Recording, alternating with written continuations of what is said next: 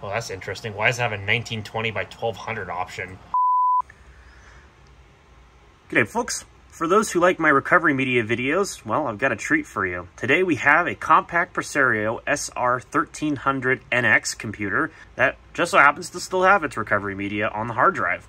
So we're going to try to use it in this video and see if it works. I've also gone ahead and I've made CDs just in case, and eventually I'll probably get around to imaging those and putting them on the Internet Archive for those who are curious to check it out. But for this moment in time anyway, we're going to go ahead and see if we can restore this machine's hard drive. So let's get into it. Before we get into the recovery portion of the video, I thought I'd just give a quick overview of the machine itself because I thought, why not? It's worth taking a look at the machine that we'd be restoring anyway. This machine is from the entry-level side of things, and it came out around 2004, I believe, probably inching closer to 2005, but I honestly don't know. Somebody will probably correct me down below in the comments. I mean, that's appreciated because I actually don't know the details of every single machine that exists. As far as the specs labels on the front, they are fairly accurate. So this has a AMD Sempron 3000 plus processor. Now, that is socket 462, or as some people call it, socket A. So this machine is definitely using older technology. Nothing that would have ran Windows XP acceptably back in the day anyway, but definitely not a powerhouse by any stretch of the imagination. Probably some Pentium 4s of the day would probably school this thing, but this is a Sempron we're talking about here. It's not exactly a high-speed computer. This has a 1/4 gigabyte of DDR memory, so that's not too bad. It's a 333 megahertz front side bus, so we are kind of limited there, but again, not too bad for an entry-level computer from the time period. It has a 60 gig IDE hard drive, at least at 7200 RPM, so that's pretty nice. And it only has a CDRW drive. Yeah. Doesn't even have anything remotely related to DVD in it, which really is surprising. But, I mean, honestly, if a machine can't play DVDs, there's no sense in it having a DVD drive. I mean, I'm pretty sure this thing could play DVDs if it had a DVD drive in it, but the onboard graphics are lackluster, let's just put it that way. They're powered by a VIA chipset, and as we all know, VIA chipsets are the best things ever in existence, and they're definitely compatible with Linux, which this machine probably would have a great time running Linux, so maybe I'll make a comedic event out of that someday, but not today. At least it's got FireWire and USB 2 going for it, so there's something like that, as well as a card reader. Those are always nice. On the back, there's absolutely nothing fancy. You got your power supply at the top. You got PS2 keyboard and mouse, 9-pin serial, parallel port, a VGA port. You have another FireWire port, the 6-pin powered variety, 4 USB ports. You got 10100 Ethernet. It's not gigabit, and you've got your onboard audio as well as a modem. Because back in the day, that's how you got your internet, more than likely. If you had broadband, you were super lucky, so that's just basically how it went. So with that, let's get this thing plugged in and let's get it recovered. All right, so let's get started with the recovery. Now I'm going to do this with the machine starting off, and we'll need to spam F10 on boot to get it into the recovery environment. So let's see if that works.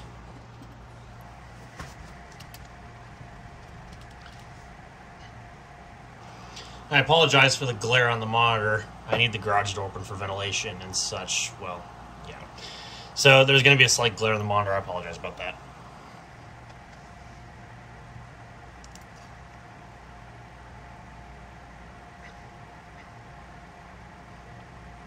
There's our bright red Compaq text with the red loading logo.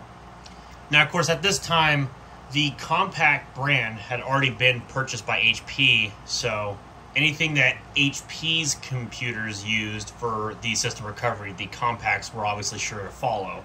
And as you can see, there is no exception here. It definitely has pretty much the exact same recovery platform.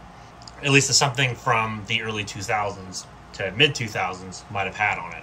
So at this phase, this is the normal mode of operation where it will save all your data before it wipes the volume and then restores Windows. What this does is it basically makes a directory on the root of the hard drive of all the user data that it will find, and that's not assuming that it'll find everything, but probably a good majority of it. And then it restores Windows and all of the original stuff. But I'm not interested in it with this machine because it's got a lot of personal data on it. So I'm going to click on Advanced Options.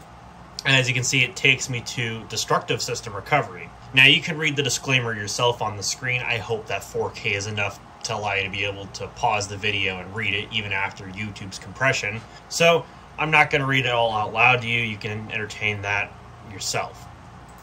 Of course, it has the message of, before you continue with system recovery, please try the built-in repair features of Windows XP, such as the system restore and driver rollback capabilities. And the reason why they put this message here is so people know, like, hey, you have a couple other avenues that you could potentially try to fix your system with before you go through the effort of completely formatting your hard drive and reinstalling Windows, where you might not need to do that necessarily. So this is exactly what this is saying. So in this case, I'm going to say the yes option to continue with system recovery. And then I believe this is your final chance to nope out before it inevitably wipes your hard drive. It just says, hey, you're going to lose everything. Do you want to continue? So obviously, yes, we want to proceed. It'll then go ahead and format your hard drive and begin the recovery process. Now at this point, this might take a while. This computer, like I said, only has 256 megs of RAM, so this could take quite a while. Since it's in its own dedicated environment, it might not be too bad, but I definitely know for a fact this is not going to be a matter of a 10-minute job. This is going to probably take in the neighborhood of 20 minutes at least, so I'll just pause the video and I will resume thanks to the magic of video editing. It'll just happen in an instant. Alright, recovery is finished. We can now go ahead and click on restart and it should boot us back into Windows.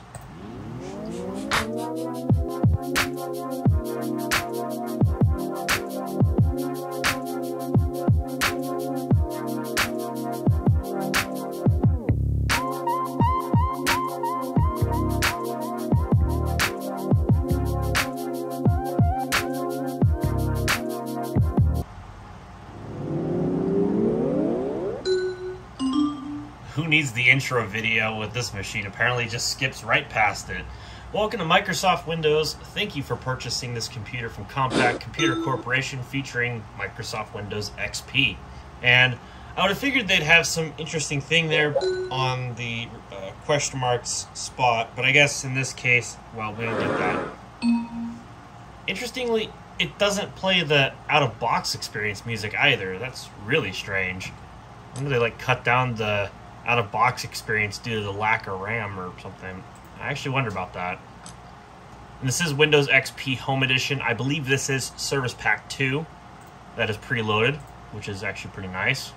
Also, down here in the end-user license agreement for HP, you can see it's HP, not Compaq, even though it clearly says Compaq up there, so that's how you know this was an HP product. Not going to try on automatic updates because they don't work anymore, at least not by default. My mouse sucks. Yes, the good old internet connectivity check. Of course, this machine is not currently connected to the network because out in the garage I do not have Ethernet typically, so I'm just going to say that we connect via LAN and we obtain our settings automatically. No, I would not like to register. And hey, there we go. Congratulations, you're ready to go. Thank you for purchasing a Compaq Presario PC. Whether emailing family and friends or surfing the internet, Presario takes you there easily and efficiently. Well, I wonder if that was their slogan from back in the day on their website marketing material. I imagine it probably was. Either way, go ahead and click on Finish.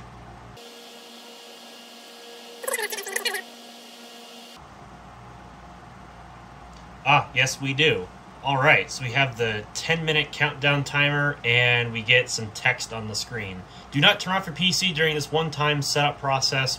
After the countdown, the screen will go blank for a minute. After the blank screen, the PC will restart. And interestingly, it makes this additional text known. Your PC includes valuable security products from Symantec. Be sure to follow the steps to configure these products when you are prompted. Norton Antivirus protects your PC from viruses, worms, Trojan horse attacks, and other malicious code. And Norton Personal Firewall makes your PC invisible to hackers and protects your personal information. I wonder if what it means by be sure to follow the steps to configure these products when you are prompted is supposed to show up on this screen, or if they're just saying that because it'll eventually occur. I'm not sure about that. They didn't really make that obvious. One thing I do like, actually, just as a bit of a side note, I like that progress bar that goes from green off to blue. That actually looks really cool. Just the little things like that actually look pretty sweet. So, in any case, I guess I will let this run, and I'll be back once there's something more interesting to show, rather than just this blue screen. Alright, we're back. It is now rebooted, and we are now on a welcome screen. Now, if I remember correctly, these Compaq computers, as well as their HP counterparts, at this stage, at this time, they didn't actually play the Windows XP startup sound as they were logging in. They just sort of dumped you at the desktop, which I always found rather odd. You would think that they would want to proudly proclaim that it's running Windows XP, but I guess at this point, it was probably getting a little long in the tooth, admittedly, because, well, we were still waiting on Windows Vista to release, and that wasn't happening, so I would guess by this point, I guess it doesn't really matter too much. Ooh, we got a bright red screen. Ooh. I guess it's just to signify that this is a Compaq, and they wanted to use bright red. Although the taskbar definitely doesn't stick out at all.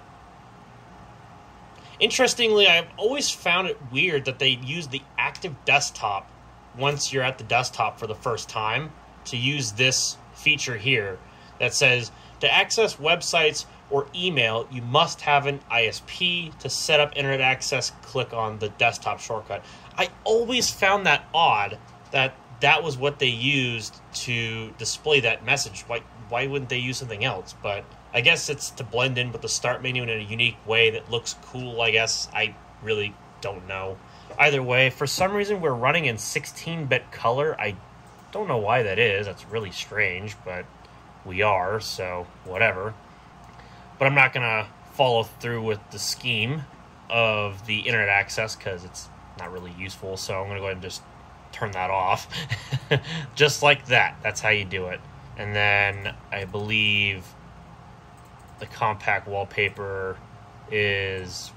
Well, that's interesting. Why does it have a 1920 by 1200 option? I don't even think this computer can output that kind of video, to be honest with you. Hang on, let's see. Yeah, here's the onboard graphics. The VIA S3G Unichrome IGP only goes up to a maximum resolution, in this case, of 1280 by 1024, which seems really low. Like, for a computer like this, you would think they'd have much better integrated graphics, but no, you don't. You really don't get anything special with this machine. This is bottom of the barrel. So if you wanted higher resolution video output, you had to buy an AGP video card. Luckily, there is that feature going in this computer's favor. It does have an AGP slot. A lot of other machines from the time period just didn't have it because, well, the integrated graphics didn't let you have it. But here we go. Compaq Presario is an AMD Sempron 3000 plus at 2 gigahertz with apparently 192 megabytes of RAM.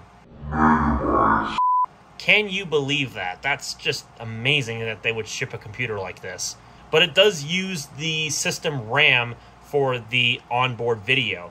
I believe it uses about 64 megs of the system memory. So you really had to upgrade your memory if you wanted to do anything particularly useful with this machine, especially if you wanted to do multi-user support, multitasking, or you had, well, an intensive application you wanted to run. You definitely had to upgrade the RAM because, well, 256 megs out of the box with 64 megs of shared video memory, it's not a lot. Not at all. In any case, with that out of the way, I guess let's go ahead and check out what kind of applications you got on a machine like this before Norton ends up bugging me out of existence. So this machine was in the era where HP had a partnership with Apple Computer. And that partnership allowed them to... Okay, thanks for dismissing the start menu there. That partnership allowed them to sell iPods. And this was to basically allow Apple to gain market share because they had a really good, convincing product. And the software, of course, was iTunes. That's what you needed. So it only made sense that the partnership with Apple gave you iTunes as well. So we'll go ahead and launch that real quick. I don't know what retailer this would have came from. I think, if I'm not mistaken, like NX is like Best Buy or something. I don't recall exactly where it would have shipped from. Not like it matters too much these days, but You know, back in the day, that was a way you could identify the place of where you bought the machine. That user agreement took a while to come up. I'm not going to lie. Welcome to iTunes. Based on your answers to a few questions, this assistant will configure iTunes and alert you to any additional information you need to know about the application in your system. So, sure. Yeah, keep the iTunes music folder organized. That makes sense. Nope, just take me to my iTunes library.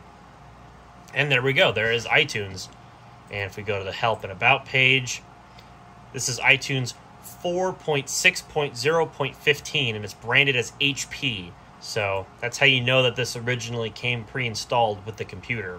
And this would work with both Windows-branded iPods and HP iPods. But the support actually is an interesting thing. So if you had an HP iPod and you needed warranty repair on it, well, you wouldn't go to Apple for that warranty repair. You'd actually go through HP to get your iPod repaired. I've seen H&R Block desktop shortcut. That's probably just a web link or something like that. Nothing terribly interesting. You know what? Actually, I'm kind of curious. How much free RAM do we even have on this machine right now? It seems like it's okay in the responsiveness department. Not amazing, but okay. Like, it's tolerable. Oh, yeah, we definitely don't have a heck of a lot of free memory to go about here. About 80 megabytes is free out of that 192, or actually it's probably like more like 72 megs free out of 192. I don't know. I'm not good with bytes. I just know the rounded numbers or whatever. It looks like we have Microsoft Works. I think this is version 6. Let's go to the task launcher here, and we'll find that out for ourselves. I'm not registering my copy. Sure, I'll add a desktop shortcut. That sounds great. All right, there we go. We are Compaq_owner. So go to the question mark, hit About. Oh, I was actually a little bit off. We have Works 8.0. Interesting, there's a Windows CE copyright in the end user license agreement notes there. That's funny. But not a lot loaded on this. We have the word processor, the spreadsheet, and the database. So you can open up the word processor here. Oh gosh, we got an advertisement. Quarterly pop-up. Oh god, what is this? Exclusive upgrade opportunity. Take advantage of this exclusive upgrade opportunity and get 3 top-of-the-line products for just $99, or you can upgrade to the individual premium products and save more than 20%. So in this case, it's advertising Microsoft Digital Image Suite, Microsoft Encarta Reference Library Premium, and Microsoft Money Premium, back when Microsoft basically had their own form of Quicken that they sold to the consumers. Of course, nowadays they don't do that. Interestingly, the icon is the Windows flag, which is rather odd. Nice ad, though. In any case, there is the Works word processor, so there you go. It's Works. You know, nothing really special there. And let's see what else we got here. Like I mentioned at the setup, Norton Antivirus 2005. So that's about when I would assume this machine was sold. Was, well, I mean, obviously 2005. Although, I imagine it very well could have also possibly been late 2004. I know that some antiviruses jumped the gun when it came to their years, but this machine very well could have been sold in 2005. And in that case, Socket A was god-awful long in the tooth, and by that point, Socket 754 had already come out and was a vast improvement over anything on Socket A. So this would have definitely been a very, very entry-level, budget-oriented computer, if not the cheapest thing that Compaq or HP probably sold back in 2005. So, no surprise. And also, for those who don't know, this machine would have shipped new with a CRT. Like, no LCD with this thing. You got a CRT monitor, as well as a PS2 keyboard and mouse. Like, you got the bare essentials. Like, nothing fancy at all. Which I guess some people would have preferred the CRT. I mean, I don't know. I think it's kind of cool. A little cheesy, but hey, I mean, I'm not willing to complain. Under the games, we just got the standard Windows games. There's the Norton Antivirus and the Norton Personal Firewall. Got some internet services, including Netscape Online, which is, well, a relic from the bygone era, basically, as well as the Canada version, which doesn't have the same icon on it. Neither does Earthlink, although Earthlink's still around in some form or another.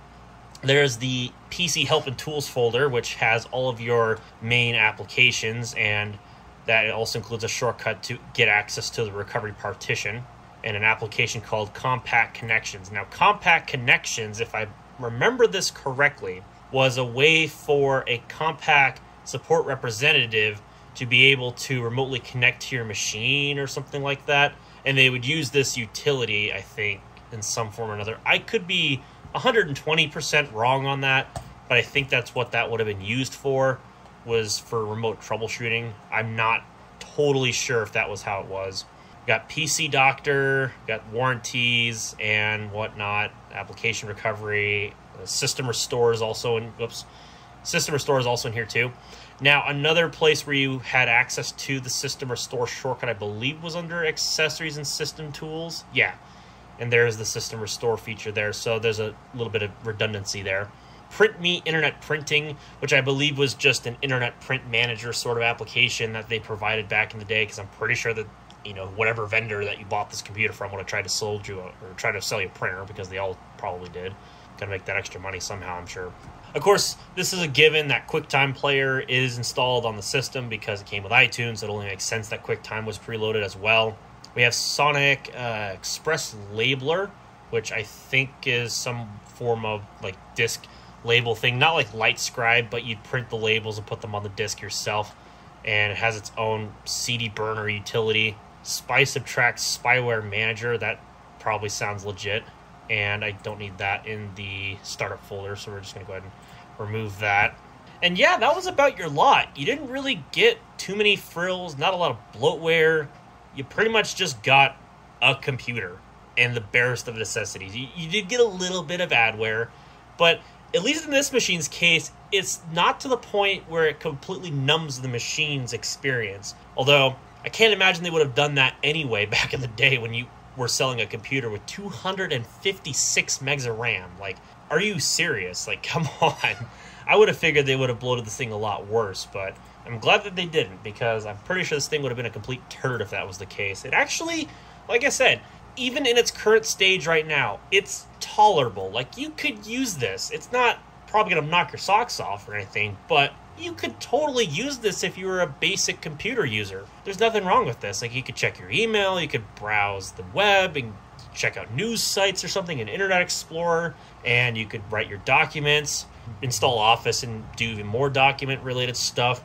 Like, this machine was perfectly fine. You could even sync your iPod if you bought an HP iPod, which I imagine if you bought a computer like this, you probably wouldn't have bought an iPod, especially one from HP. I apologize about the background noise.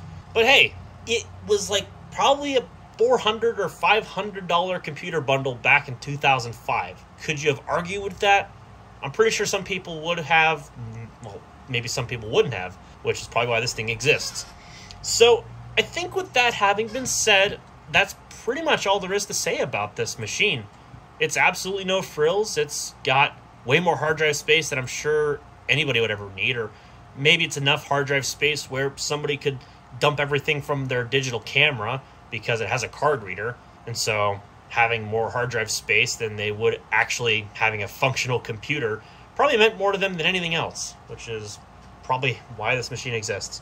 But I think I'm about done here, so hopefully I remember to put the software up on the Internet Archive. I'll see if I can remember to put a link down below in the description for that. So maybe this video will serve as a reminder for me to get that done. I'm almost absolutely certain I'll have something down below for you guys so you can actually download the recovery media and hack it and put it onto a virtual machine and check it out if you'd like. But that's all obviously on your own terms and everything else. I just provide the media because, well, I mean, it already exists, so it is what it is. So if you like what you saw, well, then you know what to press. Give that thumbs up button a good press. If you didn't like the video for any reason, well, then you also know what to press. Get subscribed down below because I do upload rather infrequently. And with that having been said, thank you very much for coming to watch. Hopefully, I'll see you all in the next video.